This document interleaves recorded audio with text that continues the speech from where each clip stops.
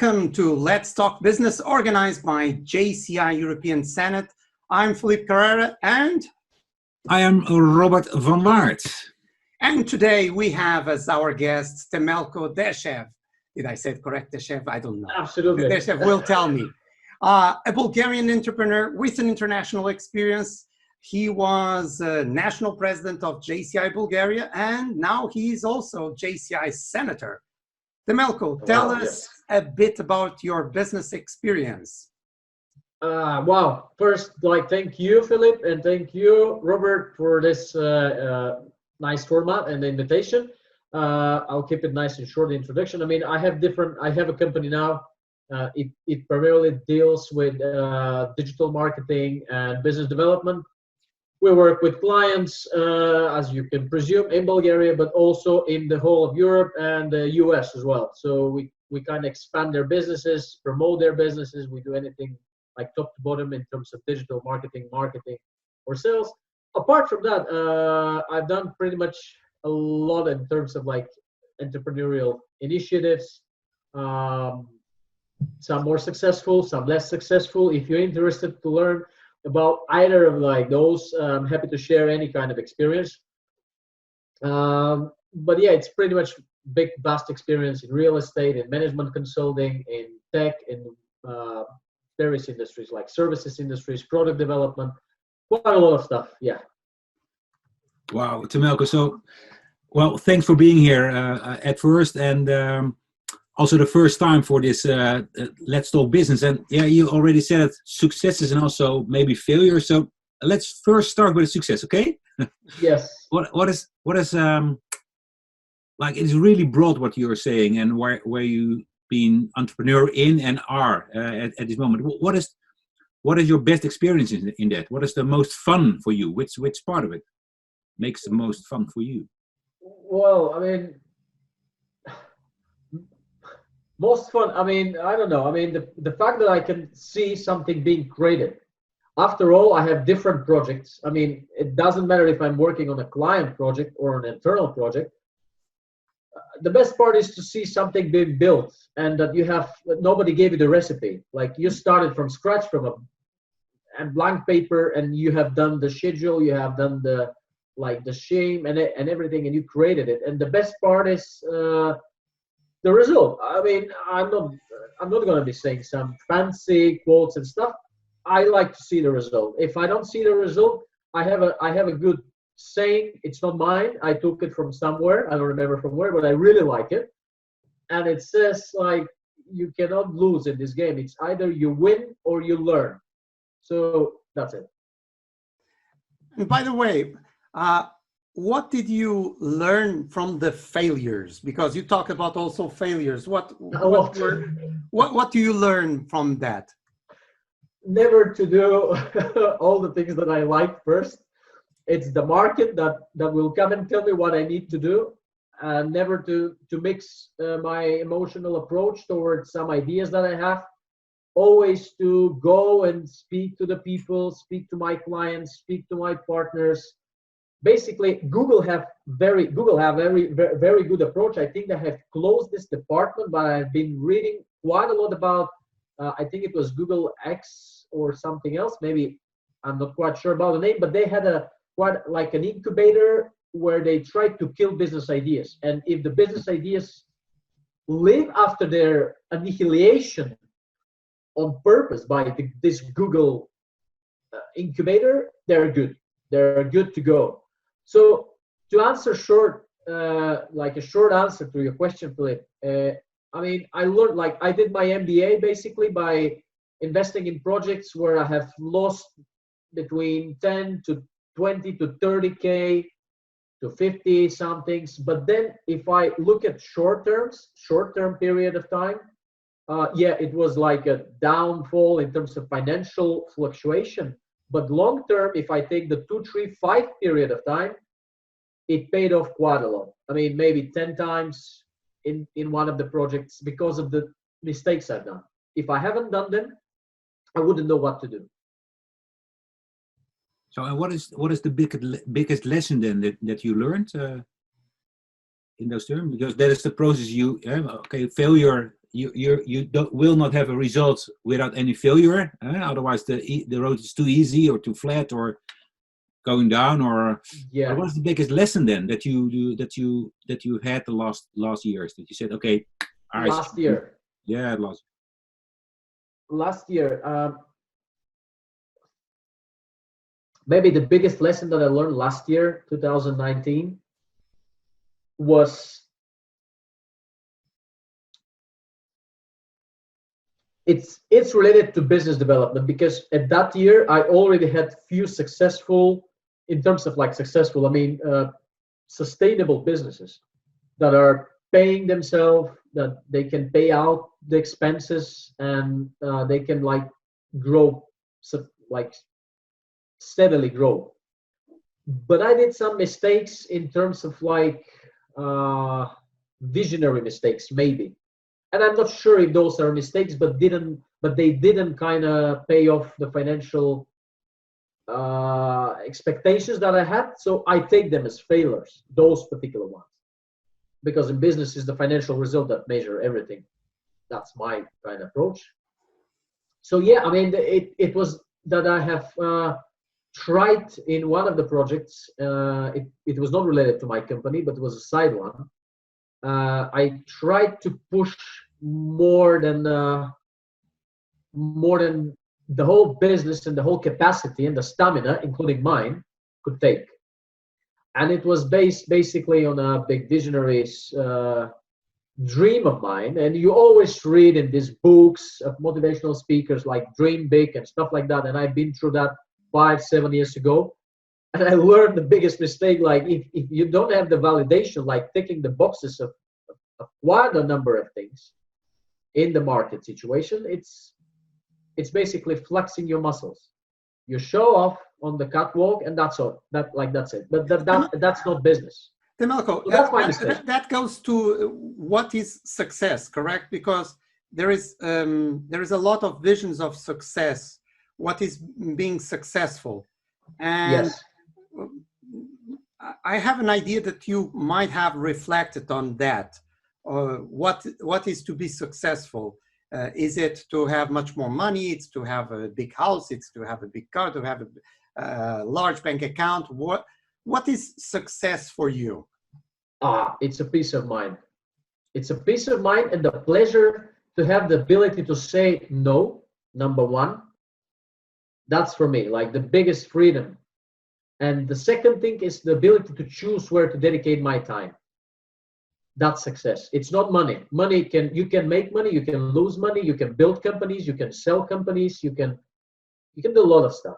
And I've done it. And now what brings me pleasure is to build something, to see the result, to see in any sense, I mean, even to cook something, to build something in my house, to repair something, or to furnish the new office, to train the people.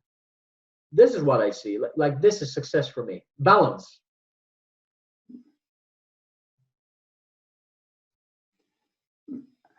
Robert, you have the microphone off, meaning that you look like Nemo. We see the lips, but we don't hear your absolutely amazing voice. I thought you meant the Dutch language. That you want yes. the Dutch language again. I find it interesting, Temelko, what you say. Okay, so for you, it's the peace of mind. You started with that directly. Yeah, because I see many entrepreneurs around me, not only in Bulgaria, in Europe, and I wouldn't take them as successful because they have 3 companies and I will be brutally honest with you, they're spending money on hookers, doing cocaine. When I was living in London, like most of my colleagues next office, we were having an office on Tully Street, 106 Tully Street. Like if you Google map this area, you'll see most of the most prominent real estate agents there. And what is success like? It's a big guy coming with Porsche or with Bentley, and it's fun and it's fine. It's good success. Maybe this is success for them, but it's not my game. You know, I mean. So I have a bit different kind of approach towards this, like the friends that you have, the family that you have, the balance that you build around everything should be kind of having different approach. Many of the prophets, I think, in all these big books that are saying, come on, go out yourself, go out of the comfort zone.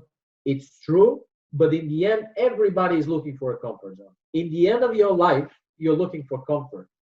So those things should be very clearly outlined, that you might be going out of the comfort zone, but you definitely need to reward yourself at some point with what makes you happy, no matter what.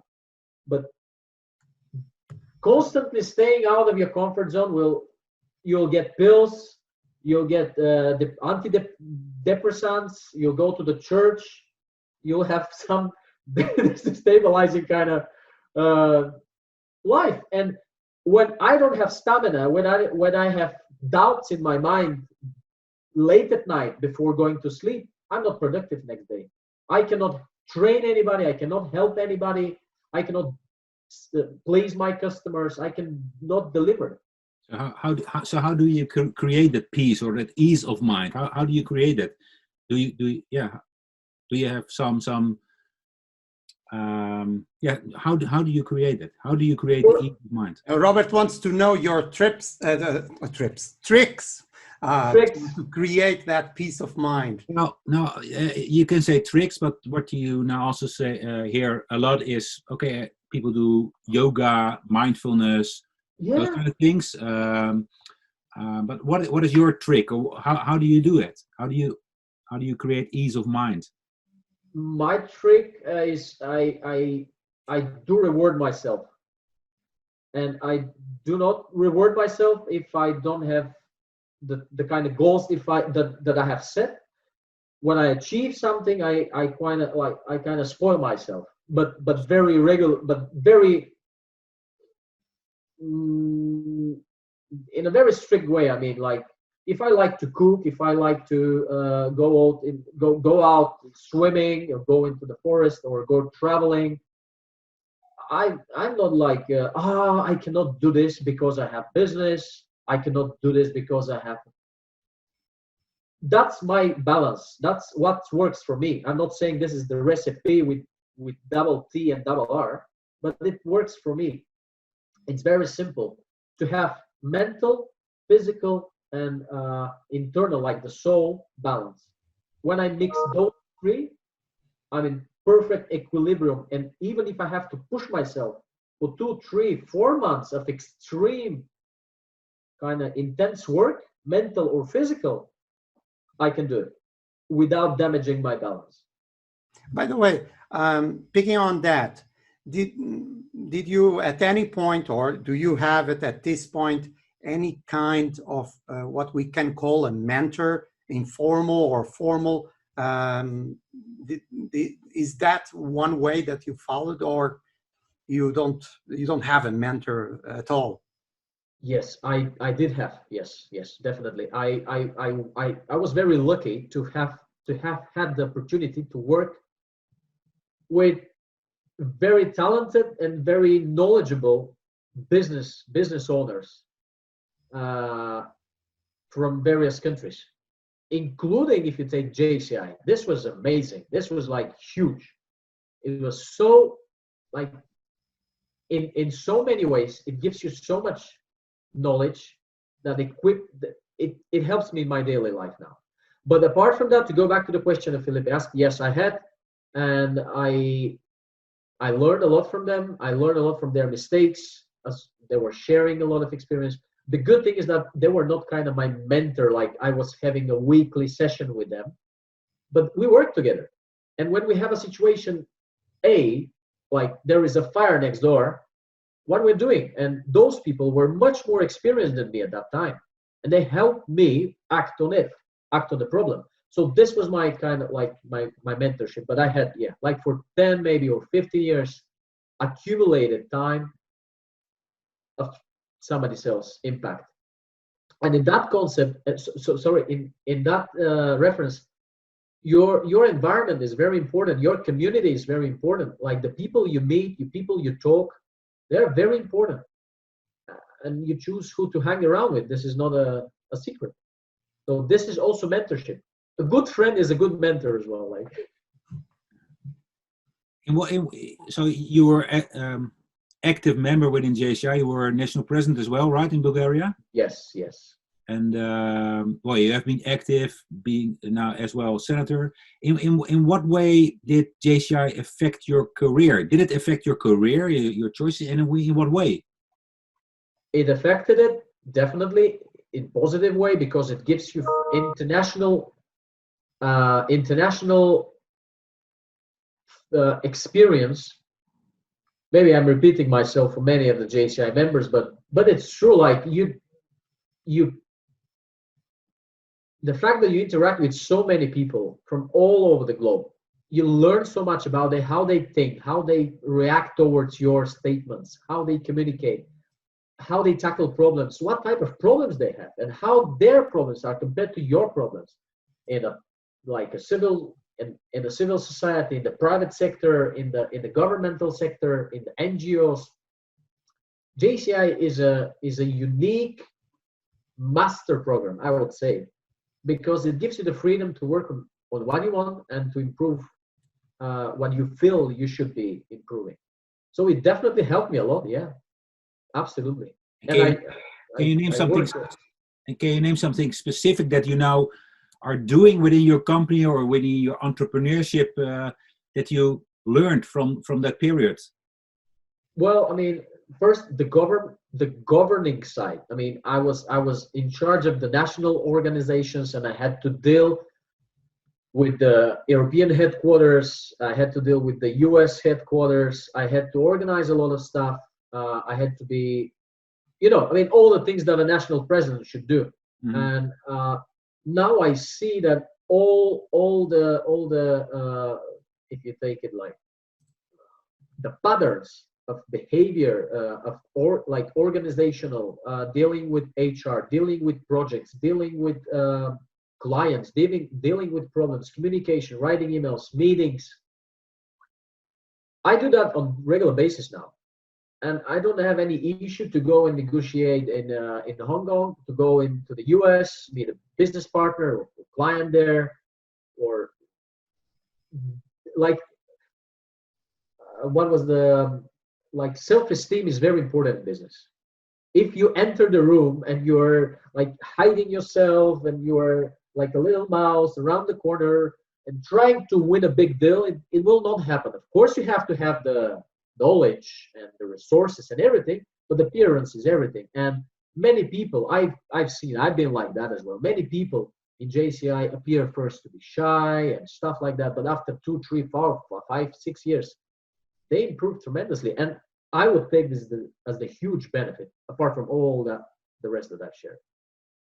And because JCI is an organization of young people between the ages of 18 and 40, I think this question is important, especially in the moment that we are living of this pandemic, is what kind of advice you would give as an entrepreneur to somebody starting their own career or starting a career as an entrepreneur at this point?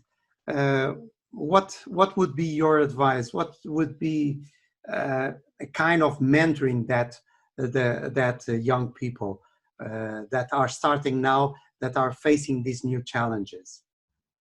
Wow, this is a very, very serious question. I know. It's a very serious question, and I feel a lot of responsibility by answering such a question. And I hope I do good. And thank you for the question. You will. We trust you. We didn't send you the questions, right? Yeah. I did not send you the questions up front. So No. But well, I mean, I would maybe give a few advices, and maybe there would not be enough. But I will start with the very simple, like, don't be afraid. I mean, you will make a lot of mistakes if you're just starting.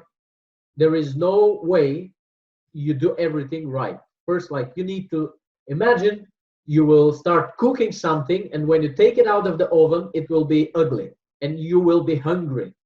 The first meal will be disgusting. Let me interrupt a little bit. Robert, have you noticed that he's always talking about cooking? Cooking. It is like the 4th time that he talks about cooking. There is something there. Recently. I like kind of Freudian thing. Continue, Temelko. Yes. Sorry. I like to cook, but I haven't cooked recently. Just to mention. That's the So, problem. I yeah, hit the maybe, nerve. I hit the nerve. maybe, yeah. Then, I mean, like that's the first advice. I mean, no matter if you have a master degree or if you haven't attended the university, no matter what is your background, I think you will most probably fail in something. So be prepared with that. Number two, follow this. At least I do that. Follow this narrative. You either win or you either learn. You never lose in this life. Even if you have a shit on your shoes, you look like walking. You look at the shoe and you say, oh, "What an unlucky shit! It was on my shoe." It's not you. It's not your fault. It's the shit on the wrong place.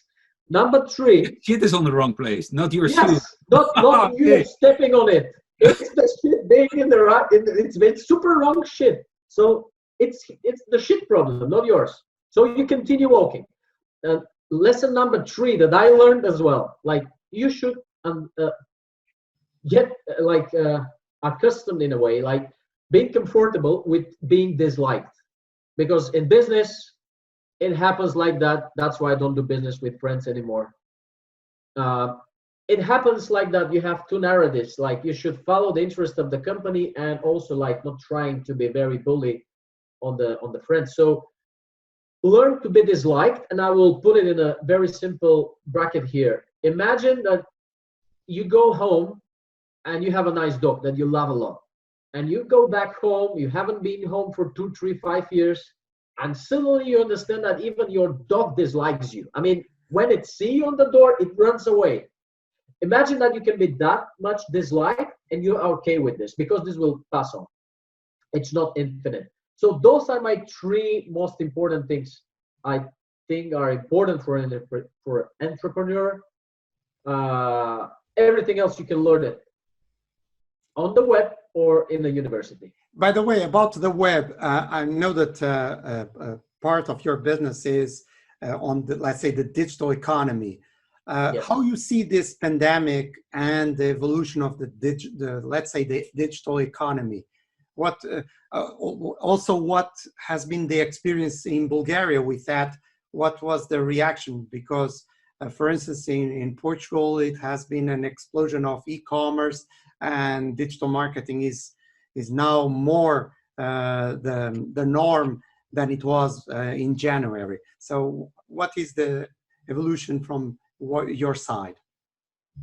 Yeah, so I will commend this from two perspectives. One is my own business, and I will immediately tell you that all of our clients that were like hotels, like healthy center, or let's say fitness or gym or some kind of sport activity center, anything that was related to physical gathering of people, shut operation in March. But on the contrary, again, from personal experience from my business, we had different businesses which were digitally related, like deliveries of some kind of product which you before that you used to like buy yourself, or fintech, or other anything related to digital. We had a boost in that. Only the pharmacies, I expected them to have boosted deliveries, but they said, sorry, we have like 1000% growing inquiries, we can't serve them, so we don't need marketing anymore. Only the pharmacies. So this is like from first-hand experience. On the contrary, sorry, on the other side, I mean, there is a contraction in the GDP for like 10%. At least that's statistically said. I cannot measure the GDP myself, but I believe from what I see as the consumer sentiment goes down, I believe that there will be even maybe higher contraction in the GDP in Bulgaria and in the euro area in general. And yes, what you said, Philippe, is the case. There is a huge boost in e-commerce. Everybody's going to build a website that does deliveries online, that does requests online. Everything. So it's moving. It's like they're giving reason to that funny post. What brought digital transformation to your organization? The CEO, the CFO, or COVID-19? And you check COVID-19. COVID-19, yeah. Yeah, it's like, I don't know, it's a huge topic, but I'm very sorry for all the businesses that were shut, and not only in Europe, but you see what's going on all over the world. The tourism industry, all the other industries that are affected, and yeah, I mean there are opportunities out of everything that happens, and there are some consequences that you cannot change. So if you cannot change it, go work on something else that you can.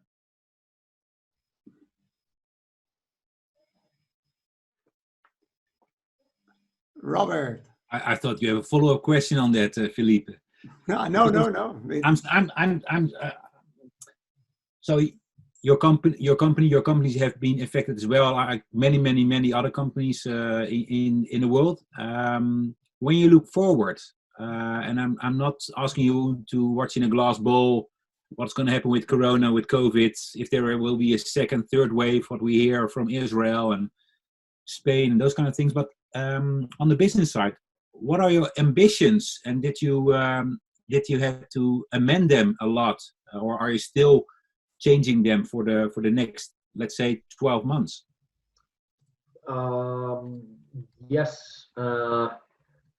So I mean, I haven't changed them drastically when COVID happened, just because, for example, the office space and the office area that we had our company organized with already was working in a similar way that happened after COVID.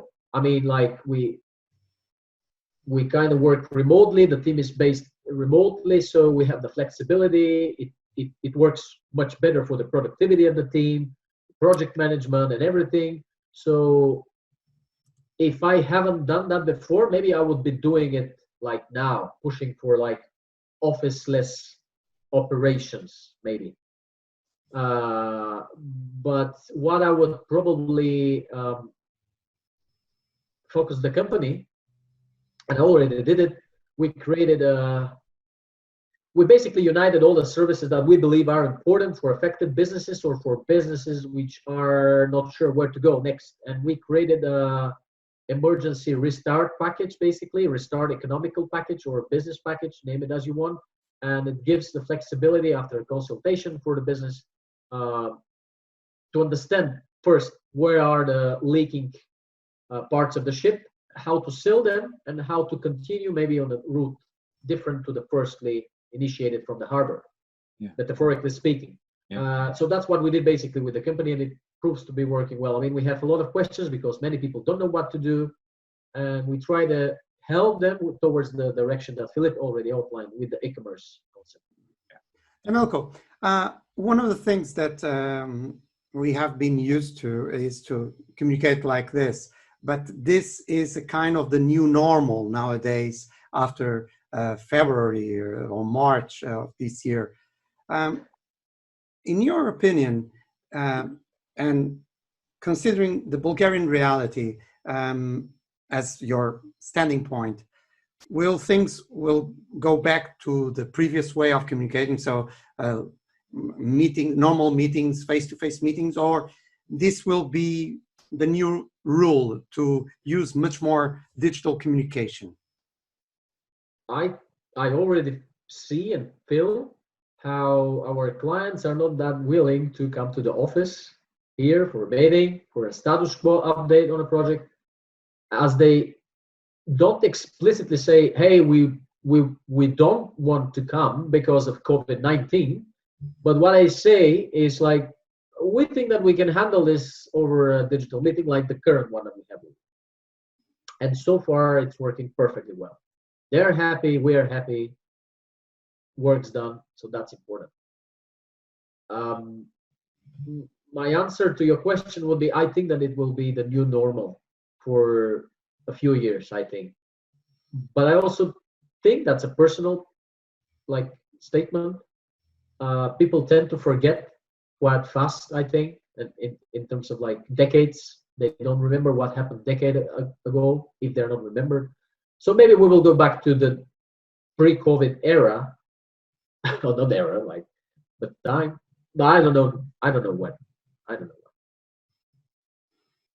I think it's all in the future, right? And we're gonna see it when we are keeping ourselves healthy and social distancing. And it's amazing to have these kind of talks. And thank you for being part of it, Temelko.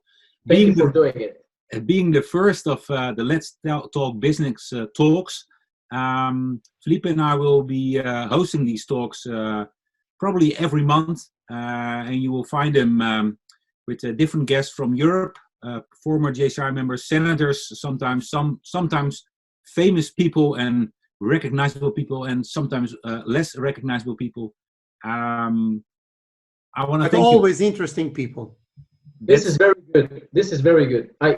I personally, apart from anything else, I think this is super nice what you're doing to bring the natural voice of people who are getting their hands dirty and asking questions, because this is super important and valuable information from all the JCI members around the globe. Well, thanks for being here tonight. Thank you. And thank you so much, guys. Greetings to Portugal and Holland, right? Holland, yes. Holland. The Netherlands. They prefer the Netherlands. I'm sorry. I mean, it's Holland. We've been there. Holland. It always pays to be an orange, right? Yeah.